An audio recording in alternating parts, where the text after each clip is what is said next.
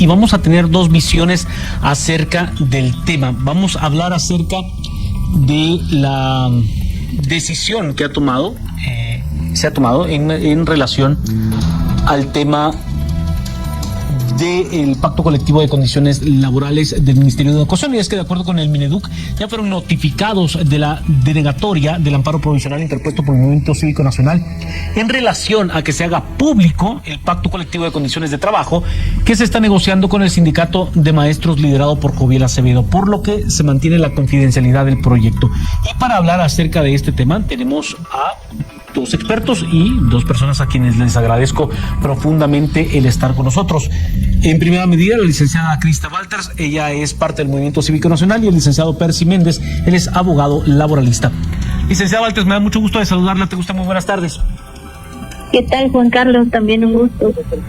Licenciada Walters, ¿qué es lo que dice el amparo, en definitiva, por parte de la Corte? ¿Qué es lo que expone la Corte del por qué no denegarlo?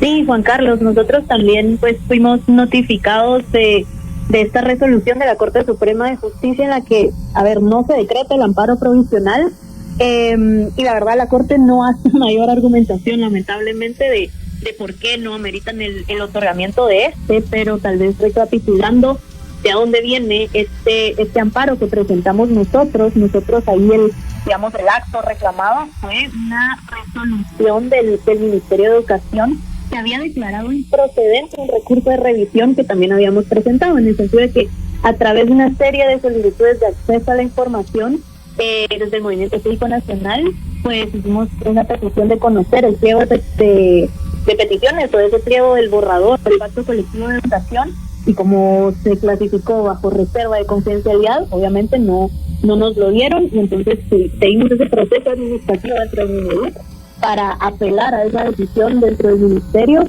y no se logró, ¿verdad? Entonces por eso acudimos al amparo ante la Corte Suprema de Justicia, pues por esa violación al derecho a la acceso a la información, que está bastante claro en nuestra Constitución, en la Ley de Acceso a la Información Pública, también en la Convención Americana sobre Derechos Humanos, y ese amparo lo presentamos en mayo de este año. A finales de mayo no hubo alguna respuesta por parte de la Corte Suprema de Justicia. Presentamos un memorial en julio reiterando nuestro amparo, y fue hasta hace poco que supimos de la resolución, y pues se nos fue notificado de que no se decretó el amparo provisional. Se une también a la conversación con nosotros el licenciado Percy Méndez, él es abogado laboralista. Licenciado Méndez, me da mucho gusto de saludarlo, tenga usted muy buenas tardes. Muy buena tarde para usted y para todas las personas que nos acompañan esta tarde.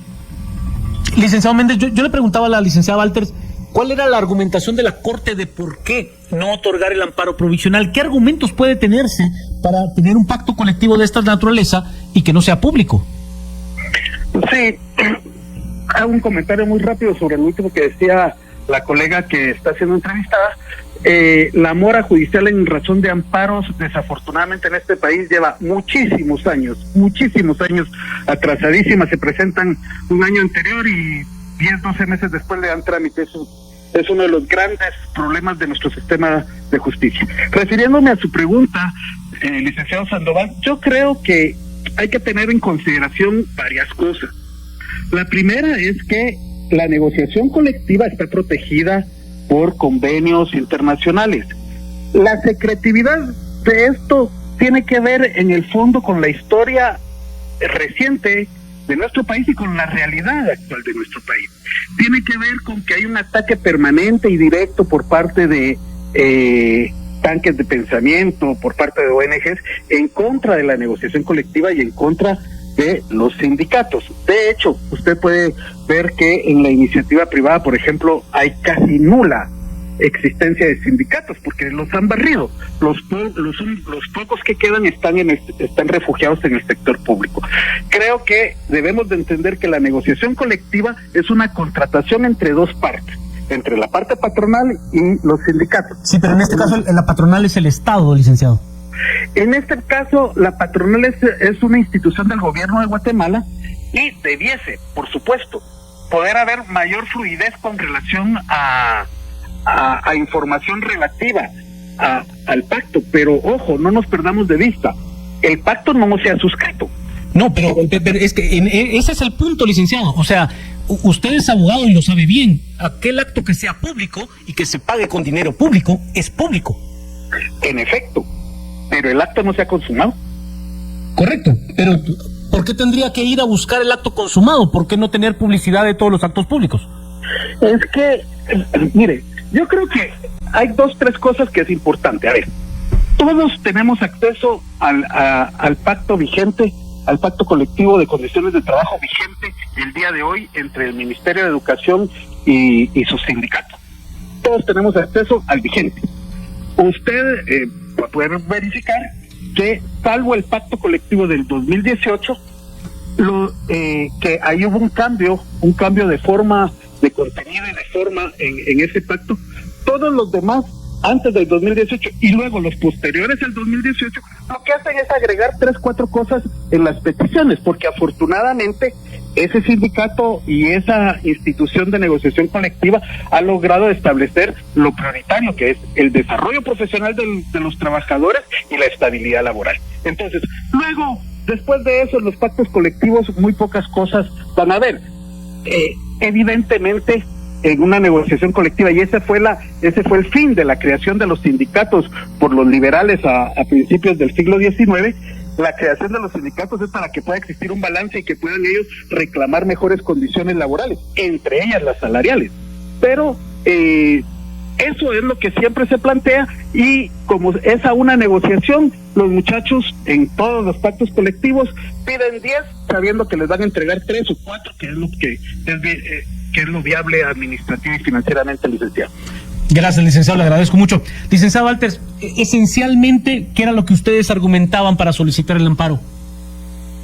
Sí, nosotros argumentamos de que hay un límite a la confidencialidad, así como hay un límite también al derecho al acceso a la información, pero que en este caso en específico debe prevalecer el derecho al acceso a la información, en el sentido de que, a ver, para que algo cumpla los requisitos, o cuáles son esos requisitos de confidencialidad, pues lo establece claramente la Ley de Acceso a la Información Pública, que es cuando estamos hablando de datos sensibles, de particulares, cuando estamos hablando de secretos de Estado o cuestiones de temas de seguridad nacional, ¿no? Estado. Claro, pero cuando vemos esto del pacto colectivo, el pliego de peticiones, ahí no vemos que haya información de personal, información sensible o algo que esté sujeto a investigaciones en curso, que es lo que nos dice la Ley de Acceso a la Información, que no debería de ser así de público abiertamente, ¿verdad? Tampoco vemos cierta proporcionalidad, y a ver, la confidencialidad no debería de prevalecer por el interés público general significativo, que en este caso estamos hablando de recursos públicos que se deberían de utilizar de una manera responsable, correcta, no solo para la salud financiera del Ministerio de Educación, pero también para una buena calidad del servicio educativo. Entonces, viendo cuáles son esos límites al derecho al acceso a la información y los límites que hay al derecho de la confidencialidad, nosotros creemos que ese derecho al acceso a la información está por encima, en este caso, de la confidencialidad, y en ese sentido sabemos que cuando se garantiza el acceso a la información, la ciudadanía puede participar de una mejor manera, y se tienen las herramientas para hacer mejores propuestas, para que precisamente la negociación colectiva tenga mejoras, que ahí pues verdaderamente se negocien buenas condiciones laborales, pero esto no significa que se incluyan ahí privilegios y abusos que solamente pues recibe una cúpula sindical, como lo ha sido en el caso de este sindicato dentro del Ministerio de Educación.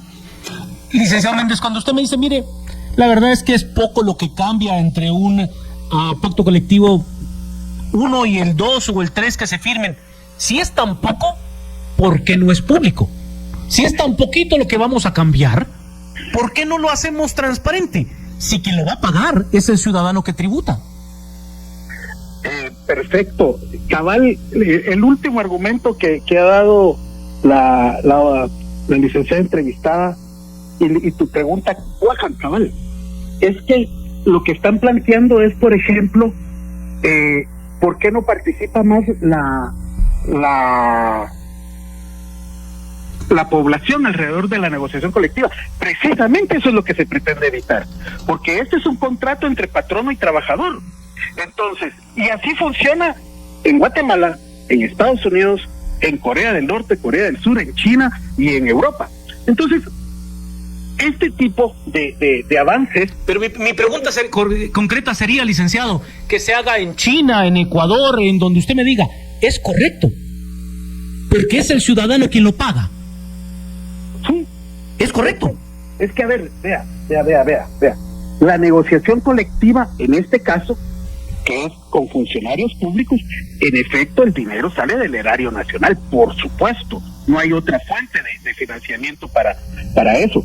Pero que esa sea la fuente de financiamiento no necesariamente deja en perjuicio al Estado o al gobierno. Le doy un ejemplo. La ley específica de sindicalización y negociación y huelga de trabajadores del Estado establece que previo a poder homologar el pacto colectivo y poder llegar a un acuerdo final y definitivo, debe de haber un dictamen financiero en todas las instituciones públicas. Ahí se dice, miren, esto es o no es viable. De esa cuenta que durante muchos años el sindicato ha negociado directamente el tema financiero con la Presidencia de la República. ¿Por qué? Y entonces no estaba negociando, no hay una contradicción ahí, licenciado, y se lo voy a plantear al volver. Le pido una disculpa de no dejarlo terminar su argumento, pero tengo que ir a la pausa. Le prometo retomarle la palabra, le doy mi palabra, ¿sí? Del tema del pacto colectivo de condiciones laborales del Ministerio de Educación, el cual se está negociando entre el sindicato mayoritario de ese ministerio y también, por supuesto, las autoridades gubernamentales. Y estamos conversando con la licenciada Krista Walters, ella es integrante del Movimiento Cívico Nacional y también está conversando con nosotros el licenciado Percy Méndez. Le ofrezco una disculpa, licenciada Walters, solo voy a terminar de escuchar el argumento del licenciado Méndez para poder, yo le quité la palabra y me siento pues mal de haberlo hecho. Lo escucho, licenciado Méndez. Licenciado Méndez, ¿me escucha? Perdón, le estaba hablando con el micrófono cerrado. No se preocupe, licenciado, lo escucho.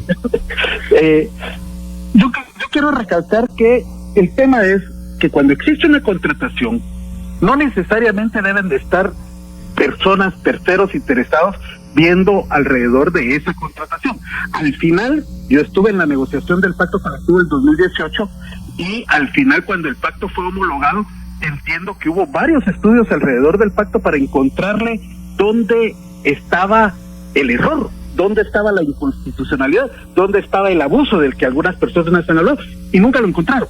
Y no lo encontraron porque precisamente en la negociación colectiva quienes están en el lado gubernamental deben de ser muy celosos para evitar cometer algún abuso, incluso con los fondos públicos. Ahora, ¿qué es lo que pasa en la concreta? En la concreta es que usted sabe que hoy un maestro que ingresa al servicio entra ganando mucho menos de lo que vale la canasta básica nacional. Muchas gracias. Gracias, licenciado. Licenciado Walters, yo quisiera preguntarle si tienen ustedes alguna otra acción legal que estarían presentando. Sí, nosotros apelamos ante la Corte de Constitucionalidad, pues esta resolución de la Corte Suprema de Justicia, porque vemos que la verdad hay una oportunidad histórica en estos momentos que lo tienen las Cortes de poder corregir esa aplicación del principio de publicidad y los actos administrativos. Y es que la verdad, Juan Carlos, nosotros con todo este tema del pacto colectivo, de la negociación colectiva en el Ministerio de Educación, en un inicio era, bueno, veamos cuáles son esos abusos, cuáles han sido esos privilegios que se mantienen y que no necesariamente contribuyen a la calidad educativa, pero en el camino nos dimos cuenta de que hay que hacer valer algunos principios incluso más básicos antes de meternos a todos esos detalles de que incluye el pacto colectivo. Y es que, a ver, no se puede hacer una fiscalización ciudadana completa, una veeduría social a largo plazo y lo que se quiera si no se tiene acceso a la información. Entonces estamos hablando de algo bastante básico y algo importantísimo, que es la máxima publicidad de todos los actos administrativos. Entonces, en ese sentido, han ido pues este proceso administrativo que tuvimos dentro del Ministerio de Educación, luego el amparo que presentamos y ahora pues con esta resolución de la Corte Suprema de Justicia, y que pues nosotros presentamos entonces una apelación a la Corte de Constitucionalidad, y lo que esperamos ahí es que precisamente las Cortes también pues hagan valer lo que dice nuestra Constitución, porque a ver, luego podemos pensar que esto sienta un precedente muy malo, en el sentido de que qué pasa cuando suceda otra negociación colectiva, no digamos en el Ministerio de Educación, en otra institución pública, en otro ministerio, y sea bueno, hagámoslo confidencial, solamente hay que entregarlo el pliego de peticiones o la denuncia del pacto y decir que queremos que sea confidencial, y se puede negociar de esa manera y que la ciudadanía con la cual con su dinero se utilizan que se van a los recursos públicos no tengan ningún conocimiento. ¿Qué pasa ahí? Estamos violando y retrocediendo muy gravemente en los principios básicos de una verdadera república. Licenciado Méndez, en ese mismo sentido, y yo le decía que yo veía una falta de concordancia cuando usted me dice, mire, el sindicato mayoritario pues había ido a buscar ese espacio presupuestario a la presidencia de la República, pero no estábamos hablando de que era una entidad gubernamental cuando estábamos hablando del Ministerio de Educación. ¿No tendría que ser el ministerio el que tendría que ir a buscar ese espacio presupuestario y no directamente a la presidencia de la República?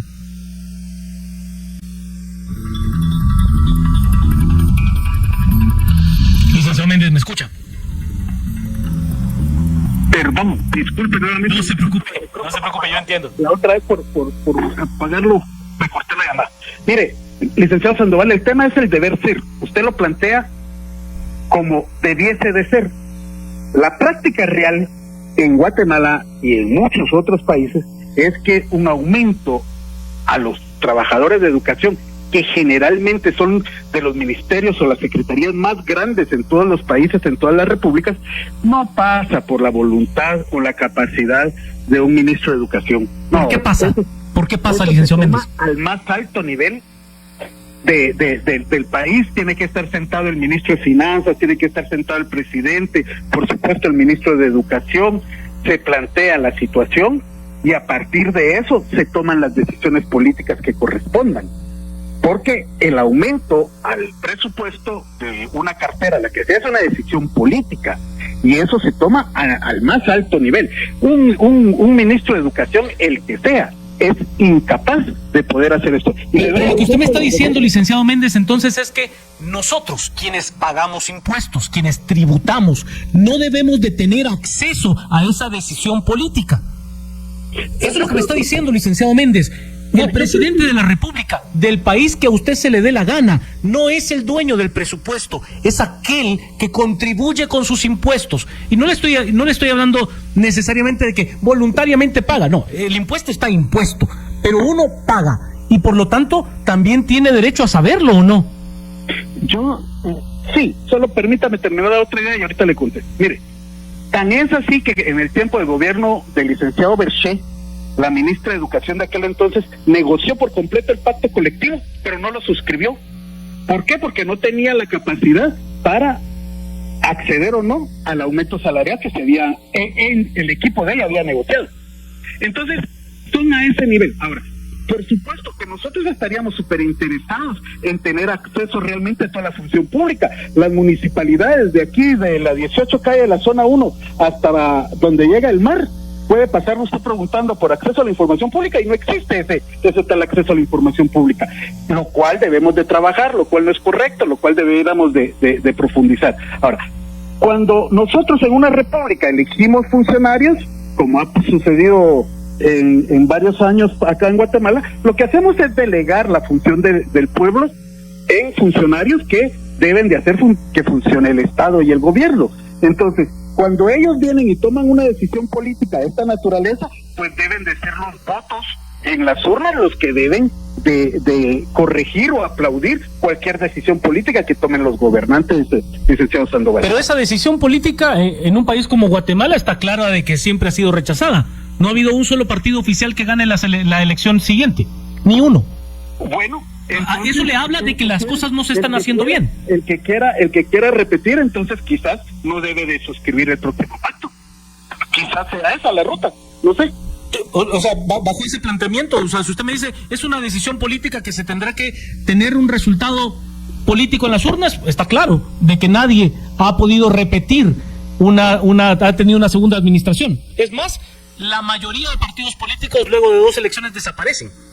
En efecto, y entonces quiere decir de que quizás no están tomando la decisión que espera la población. Ahora, usted tiene que poner también el tema de que en la negociación colectiva, cuando se habla de incrementos salariales, en el caso del magisterio, los maestros que ingresan al servicio están ganando menos de lo que cuesta la canasta básica vital. Siguen ganando menos. Y esos son los maestros a los que les exigimos puntualidad, les exigimos calidad, les exigimos no sé qué. Entonces realmente lo que pasa es que son tantos, yo no recuerdo ahorita el número, pero hemos de estar como por los 140,000 empleados en esa cartera, 160,000 quizás. Entonces un aumento de 100 quetzales es un montón de plata, muchísima plata. Y ahí es en donde, por supuesto, las voces como la suya, que reclaman que el dinero sea bien administrado, pues tiene razón. Pero cuando usted va al detalle y ve a la concreta qué fue lo que se aumentó salarialmente, un maestro debería ganar más. Usted sabe perfectamente que en Guatemala un vendedor de autos de segunda gana más que el director de un hospital o el director de un establecimiento educativo.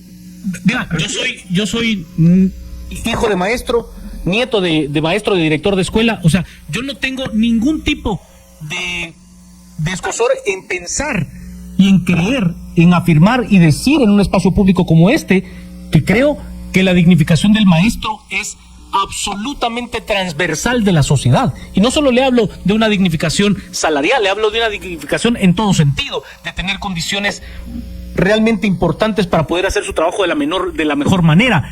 Pero no puedo estar de acuerdo en que la negociación se haga de manera secreta. En eso no voy a estar de acuerdo. Y no puedo. Okay.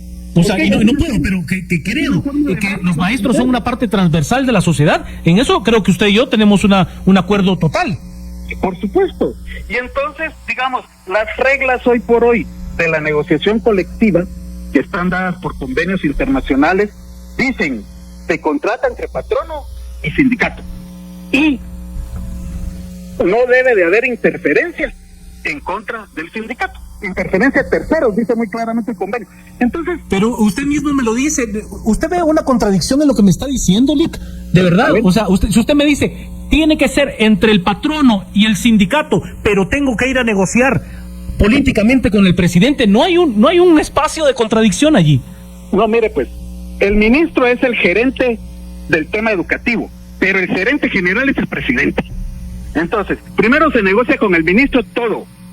Cuando se llega a la parte económica, ya se va con el gerente general.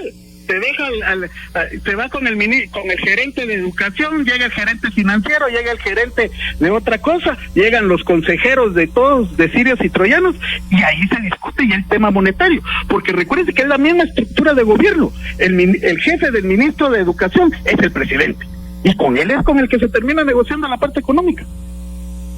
Hasta la fecha, no sé cómo vaya a terminar esta negociación, porque me da la impresión que el doctor Arévalo no es de las personas que quiera verse involucrada en ese tipo de negociación. Pero esa es una impresión muy personal que no tiene nada de objetividad, sino que es una creencia propia. Licenciado Valters, ¿hasta dónde poder llegar en este proceso de buscar esa transparencia como un principio del actuar público en Guatemala? Claro, para nosotros la transparencia es importantísima y rechazamos en todo momento la opacidad, porque la opacidad en las negociaciones no solo limita el acceso a información que es esencial y al final termina socavando la confianza que tenemos nosotros en el aparato público, en el aparato administrativo. Y en ese sentido, un proceso de este tipo de negociación colectiva que es transparente no solo puede mejorar la negociación, sino que también creo que estamos reafirmando cuestiones muy básicas que en este momento no se están dando. Y yo hago muchísimo hincapié en ello, en la máxima publicidad de todos los actos administrativos. Y en ese sentido, nosotros pues acudimos a ese proceso administrativo, lo agotamos, pasamos a la Corte Suprema de Justicia, todavía hay que terminar ese proceso de amparo ahí en la Corte Suprema de Justicia, esperando a que podamos tener la audiencia pública, pero como le comentaba, también esa apelación que hicimos en la Corte de Constitucionalidad, pues de alguna manera esperando a que ahí también nos den una fecha para la vista y poder en ambas de alguna manera expresar nuestros argumentos, pero creo que hay que encontrar otras maneras de poder fiscalizar, poder transparentar esto, y es lo que nosotros en el MCN también hemos hecho, que si no tuvimos acceso a ese pliego de peticiones, sabiendo que el tiempo corre, que estamos cerca de que se apruebe el presupuesto, de que a ver si las negociaciones siguen, necesitamos conocer verdaderamente qué está pasando y darle luz. Nosotros hicimos otra solicitud de acceso a la información para conocer entonces las actas de las sesiones. Si el pliego no es público, las actas sí lo son. Sí podemos conocer al menos qué artículos se están aprobando. Y en ese sentido tuvimos acceso a varias actas y por eso lanzamos un observatorio ciudadano. No nos vamos a quedar de manos cruzadas y decir, bueno, no nos dieron la información y ahí, sino que ver otras maneras de poder fiscalizar verdaderamente, comparar cuáles son esos avances o qué está pasando dentro de la negociación. Y tenemos este observatorio que se llama Destapando el Pacto Colectivo de Educación, donde se puede encontrar un comparativo del pacto colectivo vigente o el anterior, los artículos que se van aprobando en esta negociación, la diferencia entre ambos, un análisis de qué cambió, qué se mantiene, y pues un resumen de lo que pasa en esas negociaciones, porque más allá de que en esas negociaciones se van aprobando artículo por artículo, también conocemos las posturas, la postura de un sindicato que por años la cúpula desea mantener abusos y privilegios. Menciona ahí en una de las actas, se hace constar que evidentemente no quieren que los medios de comunicación sepan lo que está pasando, diciendo que que los medios estén presentes o que se haga pública la negociación va a desgastar las partes. Luego vemos otras posturas como la del Ministerio de Educación o de la ministra Tiraca diciendo deseamos nosotros hacer transparente esto o revisemos entonces más a profundidad ciertos artículos donde se busca por parte del sindicato o de quienes lo están negociando de la parte sindical aumentar su cuota de poder administrativa que tienen en tomar ciertas decisiones cuando eso debería de ser solamente parte del Ministerio de Educación, de tomar ciertas decisiones y no compartir o delegar a un sindicato cuestiones administrativas. Entonces ahí nos vamos dando cuenta de esas posturas, de quienes desean procurar. Licenciada, la tengo que cortar, perdóname, pero tengo que ir a la pausa. Ya regresamos y le parece si sacamos el limpio de lo que hemos platicado. Y bien, hasta acá el video de hoy. Recuerden que ustedes tienen la última opinión que pueden dejar acá abajo en la cajita de comentarios. Dicho esto, nos vemos hasta el siguiente video. Adiós.